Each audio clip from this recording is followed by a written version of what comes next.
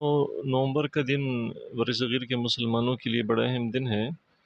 اس دن بر صغیر میں ایک عظیم شخصیت مصور پاکستان علامہ اقبال رحمہ اللہ 1877 نومبر بروز جمعہ کو پیدا ہوئے۔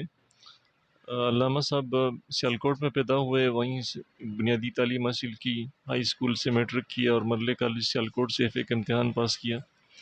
زمانہ طالب علمی میں انہوں نے میر حسن جیسے استاذ سے علم کا شرف حاصل کیا۔ تو میر حسن صاحب جو تھے وہ بہت بڑے عالم تھے، انہوں نے دیکھ لیا ان کی صلاحیتوں کو، تو انہوں نے ان کی بڑی اچھی پرورش کی۔ ایف اے کرنے کے بعد اعلیٰ تعلیم کے لیے لاہور چلے گئے اور گورنمنٹ کالج لاہور سے بی اے اور ایم اے کی تعلیم حاصل کی، ایم امتحانات پاس کیے۔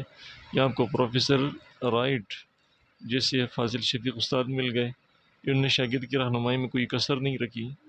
1905 میں علامہ اقبال اعلیٰ تعلیم کے لیے انگلستان چلے گئے، کیمبرج یونیورسٹی میں داخلہ لیا اور پروفیسر براؤن جیسے فاضل استاد سے رہنمائی حاصل کی۔ بعد میں آپ جرمنی گئے اور میونخ یونیورسٹی سے آپ نے فلسفے میں پی ایچ ڈی ڈگری حاصل کی۔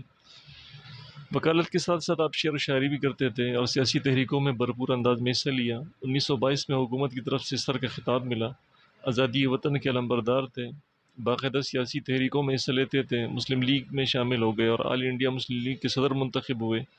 آپ کا الہ آباد کا مشہور صدارتی خطبہ تاریخی حیثیت رکھتا ہے۔ اس خطبے میں آپ نے پاکستان کا تصور پیش کیا۔ تو علامہ اقبال رحمہ اللہ جو تھے وہ مسلمانوں کے لیے ایک الگ ریاست کے قیام چاہتے تھے۔ وہ کہتے تھے کہ دین اور مذہب جو یہ الگ چیزیں ہیں۔ مذہب رسم و رواج اور رسومات کا نام ہے، اور دین ایک مکمل ضابطہ حیات ہے جو ایک مکمل زندگی کے احاطہ میں ہر چیز پر وہ محیط ہے۔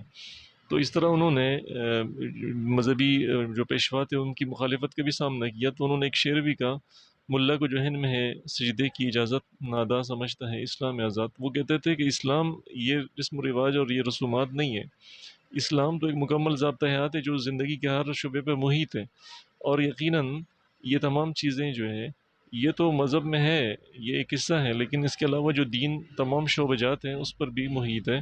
تو وہ بھی ایک آزادانہ ذہنی اور جسمانی طور پہ ایک ریاسی ریاست ہونی چاہیے جس میں ہر انسان آزادی کے ساتھ قوانین خداوندی کی اطاعت کر سکے۔ اگر انسان کو آزادی کے ساتھ اللہ کے قوانین کی تابعداری اور اطاعت کا موقع نہیں ملتا تو وہ آزاد نہیں ہے۔